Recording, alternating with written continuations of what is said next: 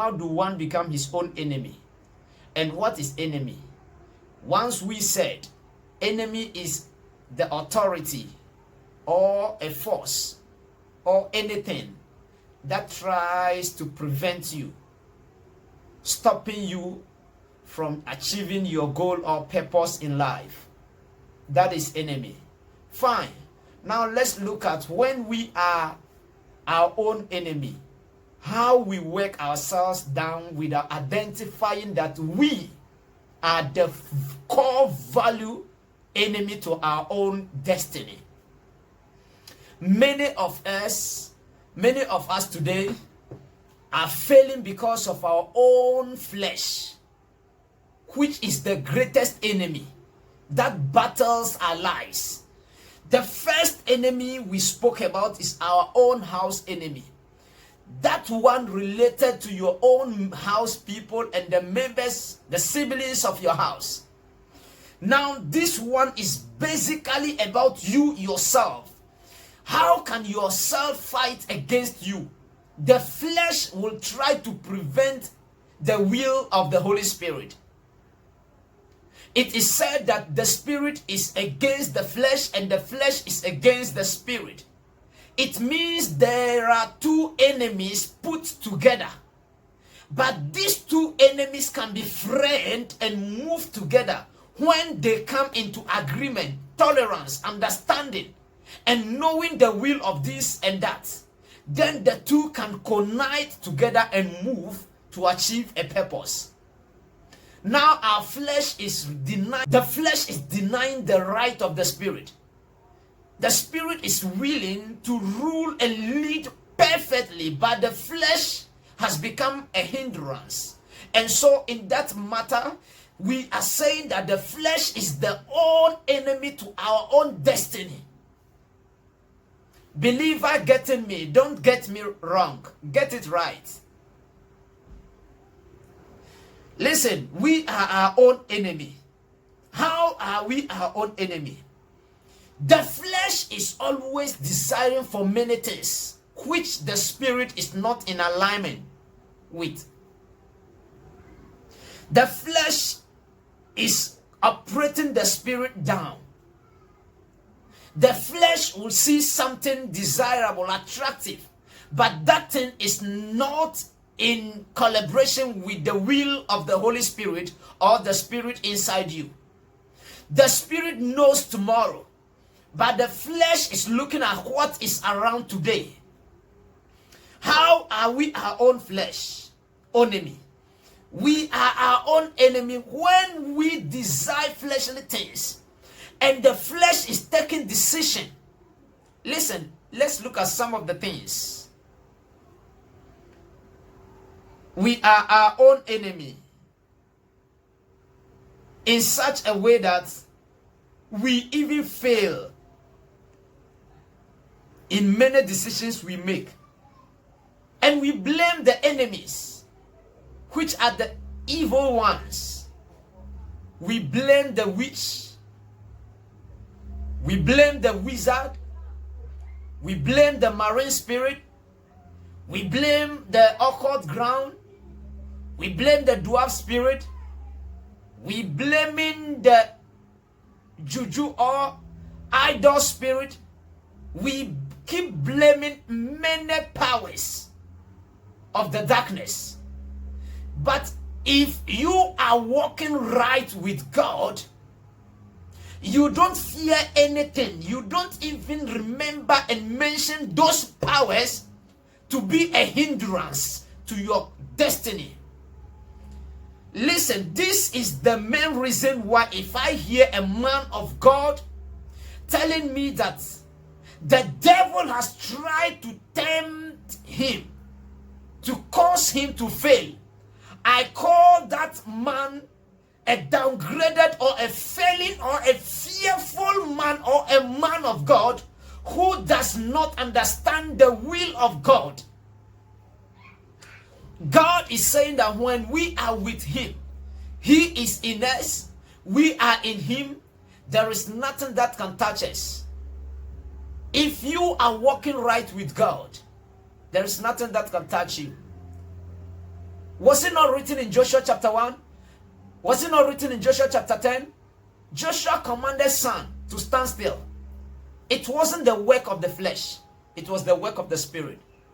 Now, what are the fleshly things that tries to hinder the spirit? And they are the greatest enemy of our lives. Look at some of the things. Our spirit is willing. The flesh will intimidate. 1, we gossip. 2, we backbite. 3, we are full of hatred. 4, full of fornications. It all are said over there. All are said in Galatians chapter number 5. Verse 16 to 21. You will find all the work of the flesh over there, which is the real self-enemy. As a believer, anytime you are operating in this or you are moving in this, you will definitely become your own self-enemy without you knowing. Because there are some people, they have a strong covenant with God. Immediately you speak something about them, God will be annoyed and do something in your life you will never know. When we look in Samuel, David was bringing the ark of God, and the daughter of Saul met David and asked David a question, asking David why he was dancing nakedly. David was not annoyed. David answered politely, but God was annoyed with this young lady and seized the womb of this young lady. This young lady never gave birth to the end of her life. Now, that is one of the greatest enemy. Anything our mind, our mouth sings, the brain will hear. The eye will set on it. The brain will whine it. And the mouth want to speak over it. The hand want to touch something. The flesh want to feel something. The ears are eager to hear something. All these things are the weaknesses and they are the strong enemy of ourselves.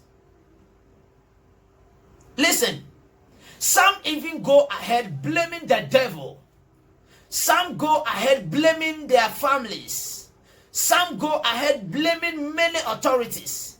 Yes, those authorities can also be responsible. But the greatest person to cause himself a failure, the greatest enemy of individuals are your own flesh. Because God who you are believing in is not a failure.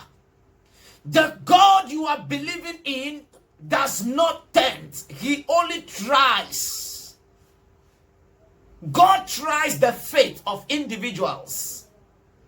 God tries the capacity of individuals so that he can put you on a strong platform and believe you and give you the highest rank tax that you can operate inside.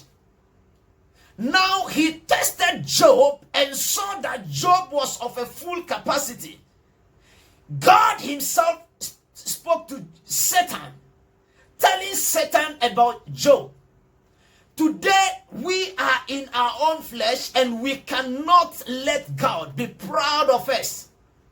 With any little thing we see, we want to speak about it. With any little thing we've heard, we want to speak about it.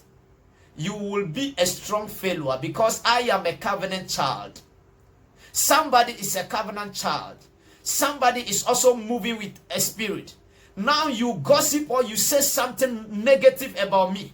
Your nation, your generation, your family, your children, your wife may be in trouble because you have touched me. Now, how will you know that you have touched me and so something will happen to you? You will never know. Our mouth is one. Ears are one. Hands are one. Flesh are one. Look at, I have been saying this regular. Look at, I have said this several. I said whatsoever we put in a better position, it is that same Satan want to use against us. Many people look at their beauties, that they are very beautiful. Many people look at their way they've been made, the way they are so handsome. They consider the handsomeness to be a lot. They will fail. Because once Satan realizes that you are valuing your flesh, Satan will cause the flesh to be tempted when the spirit says something negative about the flesh. Whatsoever God has sent the spirit inside you to operate for, the spirit will apply brake. Because the spirit has sensed danger, an accident. It's like a driver. A driver who is driving will see something negative and will apply brake. That driver will apply brake. The brake the driver will apply, the car is the flesh. The driver is the spirit. If the spirit is out of the flesh cannot move. The same way is if a driver is out of a car, the car cannot move. If the spirit, which is the driver inside our flesh, moves out, our flesh becomes a dead body. Enemies of our own self are the flesh we live in. We're jealous, full of envy, full of gossip, full of hatred, full of a lot of things.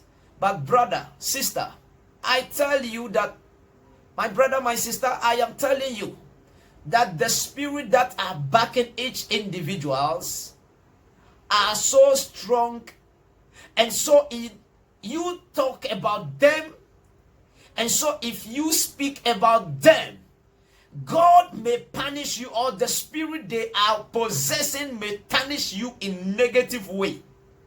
You might not know. In this case, who is the enemy? You are your own flesh. Your own flesh is your enemy. There are some times you have to take a risk to reach a height, but your flesh will look at something. Some of the work we do, your body will change, your color will change, your skin will change. You will look at this work and you will say, this work I can't do. Why? Because you are looking at your skin being spoiling, or you are looking at your skin that if I should do this job, my skin will be tormented, my skin will be deteriorated, and you are going to be your own enemy, because you doing that work will bring you a breakthrough. Believers, if you are a real believer, you must always know that your own flesh is the greatest enemy in your life. People were trying to prevent Caleb and Joshua. Joshua and Caleb were trying to be prevented by their colleague who went first to spy the land. But Joshua and Caleb told themselves that they will go and survey the land. Your own flesh